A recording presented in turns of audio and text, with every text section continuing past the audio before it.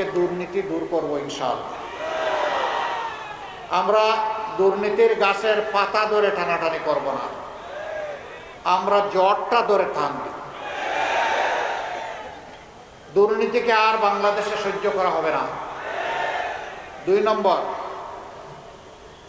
যারা অন্যের দ্বারা প্রভাবিত হয়ে মানুষের কাছ থেকে অবৈধ চাঁদা নিয়ে মানুষকে জর্জরিত করে, এমনকি বিভিন্ন জায়গায় দেখি চাঁদা না দিলে দোকান ভাঙচুর, মারধর এগুলোও করে। আমরা আর কাউকে চাঁদা নিতে দেব না। যদি আমরা সেই সুযোগ পাই, তাহলে দুর্নীতি যারা করেন আর চাঁদা যারা নেন তাদেরকে আমরা বুকে টেনে নিব, কারণ তারাও আমাদের সন্তান, তারাও এদেশের নাগরিক। তাদেরকেও প্রশিক্ষিত করে তাদের হাতেও মর্যাদার কাজ তুলে দিব ইনশাআল্লাহ। তারাও সেদিন এই জাতিকে গঠনে, উন্নয়নে ভূমিকা রাখবে এবং গর্বিত হবে। আজকে মাথা নিচু করে চলতে হয়, সেদিন তারা বুক ফুলিয়ে মাথা উঁচু করে চলবে ইনশাআল্লাহ। তাদের কোনো চিন্তার কারণ নাই। সমাজ মুক্তি পাবে তাদের নির্যাতন থেকে, আর তারা মুক্তি পাবে লজ্জার হাত থেকে। এরপরে আমরা কি করব? আমরা সমাজের সকলের জন্য ন্যায় বিচার কায়েম করবো ইনশাআল্লাহ। প্রেসিডেন্ট যে বিচার পাবেন, গ্রামের একজন সাধারণ কৃষক একই বিচার পাবেন।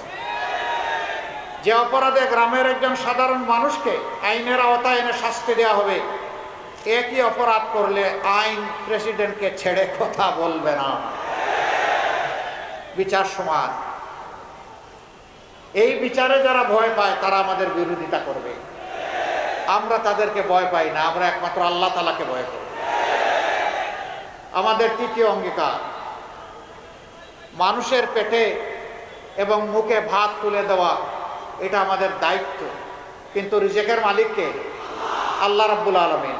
আমরা আল্লাহ তাআলার কাছে চাইব এবং মানুষের অর্থনৈতিক প্রবৃত্তি অর্জনের জন্য স্বচ্ছতার সাথে দূরদর্শী চিন্তা করব ইনশাআল্লাহ।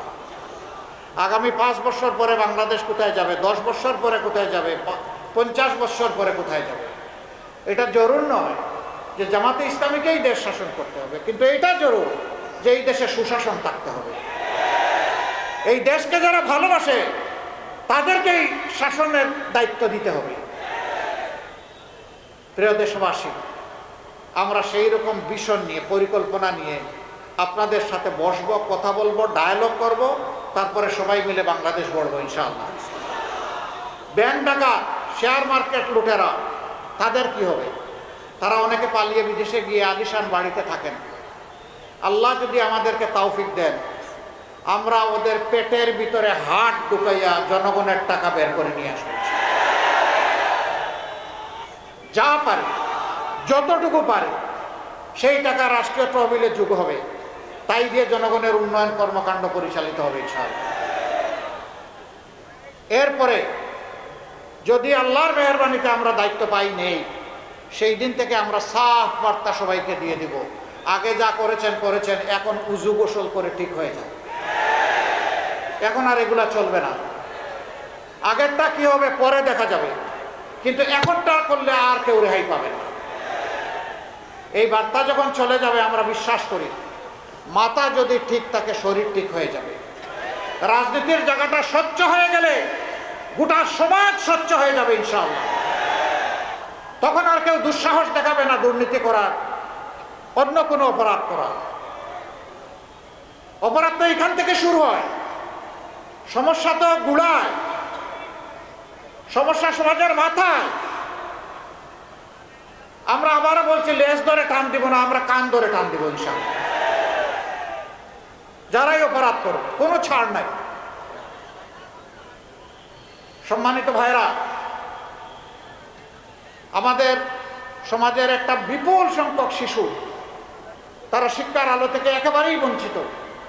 তার মা পেটের ভাত যোগান দিতে পারে না, ওরা শিক্ষা দিবে কি?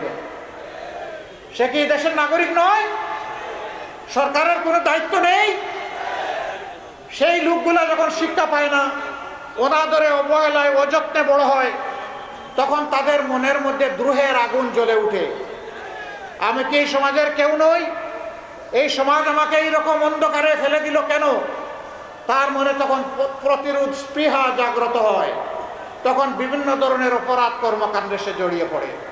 এর জন্য আমার ওই অবুঝ শিশুটি দায়ী নয়, এই জন্য দায়ী সমাজ এবং সরকার, যারা তাদেরকে শিক্ষার আলো থেকে বঞ্চিত করেছে। ইনশাআল্লাহ আল্লাহ তাআলা আমাদেরকে দেশ পরিচালনার সুযোগ দিলে আমরা তাদেরকে বুকে তুলে নেব এবং তাদের শিক্ষার ব্যবস্থা করব। তাদের মধ্য থেকে মণিমুক্তা বের হয়ে আসবে, আমরা এটা আশা রাখি। এমনকি তাদের মধ্য থেকে বের হয়ে কেউ এসে আগামী দিনের প্রধানমন্ত্রী হতে পারে। শুধু রাজার ছেলে রাজা হবে, রাজনীতির এই সংস্কৃতি আমরা পাল্টে দিতে চাই। যার যোগ্যতা আছে সেই দেশ পরিচালনার দায়িত্ব পাবে ইনশাআল্লাহ, জনগণের ভালোবাসা এবং সমর্থন নিয়ে। ওই পৈতৃক সূত্রে, জমিদারি সূত্রে রাজনীতি এই দেশের মানুষ আর দেখতে চায় না। সম্মানিত ভাইরা, তারপরে কি করব? এই দেশ বিশ্বের একটা সদস্য দেশ, বিশ্বসভা, সবার সাথে আমাদের চলতে হয়, চলতে হবে, চলতে চাই। সভ্য প্রত্যেকটি দেশকে আমরা বন্ধু হিসাবে পেতে চাই, কিন্তু অতীতে এই বন্ধুত্ব নয়, কিছু কিছু ক্ষেত্রে প্রভুত্ব কায়েম হয়েছিল। আধিপত্যবাদ আমাদের ঘাড়ে চেপে বসেছিল, আমাদের 54 বছরের অনেক সম্ভাবনাকে ধূলিসাৎ করে দিয়েছিল। আগামীতে এই জাতি আর কোনো আধিপত্যবাদ বরদাস্ত করবে না। আমরা সবাইকে বন্ধু হিসাবে পেতে চাই, কাউকেই প্রভু হিসাবে দেখতে চাই না। কেউ যেন আর প্রভুর নাটকে অভিনয় করতে না আসেন। আমরা সবার সাথে ভালো সম্পর্ক, প্রতিবেশীদের সাথে ভালো প্রতিবেশীর সম্পর্ক আমরা রক্ষা করব, কিন্তু আমরা চাই আমাদের সাথেও যেন সেই সম্পর্কটা রক্ষা করা হয়। কিছু লোক জাতিকে বিভক্ত করেছে, মুক্তিযুদ্ধের পক্ষ বিপক্ষ, অমুক ধর্ম অমুক ধর্ম, ধর্মে ধর্মে ক্লেশ, চেতনার ক্লেশ, এগুলা লাগাই রেখেছে। আমরা এই সবগুলার কবর রচনা করে একটা ঐক্যবদ্ধ জাতি করতে চাই। হিন্দু, মুসলমান, বৌদ্ধ, খ্রিস্টান সবাই মিলে আমরা একসাথে ফুলের বাগানের গাছগুলার মতো থাকতে চাই, নিরাপদে শান্তিতে থাকতে চাই, সম্মানের সাথে থাকতে চাই। এখানে কারো অপমান আমরা বরদাস্ত করব না। ধর্মের ভিত্তিতে কারো মূল্যায়ন হবে না। নাগরিকত্ব, দেশপ্রেম এবং তার যোগ্যতার ভিত্তিতে তার মূল্যায়ন হবে ইনশাআল্লাহ। সম্মানিত ভাইয়েরা,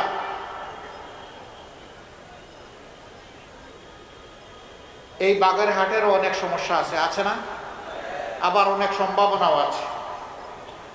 যুগ যুগ ধরে বাংলাদেশের বিভিন্ন অঞ্চলকে পিছিয়ে রাখা হয়েছে। 15 সালে আমি শরণখোলায় একটা এলাকায় গিয়েছিলাম, জমিনের আইল দিয়ে চলতে হয়েছে, ভালো একটা রাস্তা নাই। 3 জায়গায় আমরা পড়েই গেলাম, আবার উঠে চলতে থাকলাম। কেন? এই বাগেরহাট কি বাংলাদেশের অংশ নয়? হ্যাঁ, উন্নয়নে যারা অবদান রেখেছেন আমরা তাদেরকে ধন্যবাদ জানাই। আবার উন্নয়ন করতে গিয়ে যারা ডাকাতি করেছেন তাদেরকে ধন্যবাদ জানাইতে পারবো না। জনগণের টাকা নিয়ে যারা নিজেদের পকেট বাড়ি করেছেন, সিঙ্গাপুর বানিয়েছেন আর কানাডায় বেগমপাড়া গড়ে তুলেছেন, আমরা তাদেরকে ধন্যবাদ জানাতে পারবো।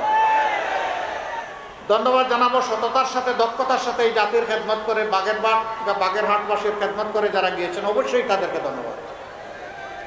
আমরা আপনাদেরকে কথা দিচ্ছি, আমরা সুযোগ পেলে নির্যাতার ভিত্তিতে যে এলাকা সবচেয়ে বেশি বঞ্চিত, ওই এলাকার দিকে ইনশাআল্লাহ আমাদের চোখটি প্রথমে পড়বে ইনশাআল্লাহ।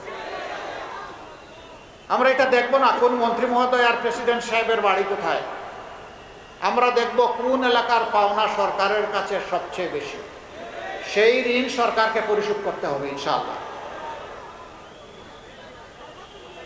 যদি শুধু সমাজে ইনসাফটা কায়েম করা যায়, দুর্নীতি সহ সব বন্ধ হয়ে যাবে। এই দেশকে, জাতিকে পাল্টানোর জন্য 5টা বছর যথেষ্ট। আপনারা কি তা বিশ্বাস করেন? ইনশাআল্লাহ আমরা গভীর আস্থা রাখি এই ব্যাপারে, এবং ইনশাআল্লাহ আল্লাহ তৌফিক দিলে আমরা পারবো ইনশাআল্লাহ। কেন পারবো? যেহেতু আমাদের নিজস্ব কোনো ধান্দাবাজি নাই। আমাদের একটাই ধান্দা, কিভাবে এই জাতির কিছু ভালো করা যায়। আপনাদের সবাইকে অনুরোধ জানাবো, 12 তারিখের 2টি বুথে আপনারা ঐতিহাসিক গুরু দায়িত্ব পালন করবেন ইনশাআল্লাহ। হা বুথ মানে হচ্ছে ফেসিবাদ আর ফিরে না আসুক, এক কথা এইটাই হা বুট। হা মানে আজাদি, না মানে গুলামি। এবার আপনারা বলুন, আজাদি না গুলামি? আজাদি না গুলামি? তাহলে 12 তারিখের প্রথম ভোট হবে ইনশাল্লাহ। শুধু আমি একা না, আমার মা বাবা ভাই বোন স্ত্রী পুত্র যারাই আছে ভোটার, আপনজন প্রিয়জন এলাকাবাসী সবাইকে নিয়ে আমরা নতুন বাংলাদেশের পক্ষে দাঁড়িয়ে যাব ইনশাআল্লাহ। মনে রাখবেন, হা জিতলে বাংলাদেশ জিতবে, আর হা হেরে গেলে বাংলাদেশ হেরে যাবে। আমরা বাংলাদেশকে হারাতে দিব না ইনশাআল্লাহ। দ্বিতীয় ভোটটি হবে ন্যায় এবং ইনসাফের পক্ষে। 11 দল যে প্রতীক নিয়ে যেখানে এসেছে, আমরা সবাই এক। এখন আমাদের পরিচয়, আমরা 11 দলীয় নির্বাচনী ঐক্য, আমরা ঐক্যবদ্ধ বাংলাদেশ। আপনারা ঐক্যবদ্ধ বাংলাদেশের পক্ষে থাকবেন? তাহলে সেদিনকার এখন যেমন গণজোয়ার চতুর্দিকে সৃষ্টি হয়েছে ন্যায়ের পক্ষে ইনসাফের পক্ষে, সেদিন যেন ব্যালটের জোয়ার সৃষ্টি হয় ইনশাআল্লাহ। তবে আপনাদেরকে একটু সাবধান করে যাব, কেউ যদি আকাশ থেকে কালো চিলের রং ধারণ করে কারো ভোট ছু মেরে নিয়ে যেতে চায়, ওর ডানা সহ তুলে ফেলবেন।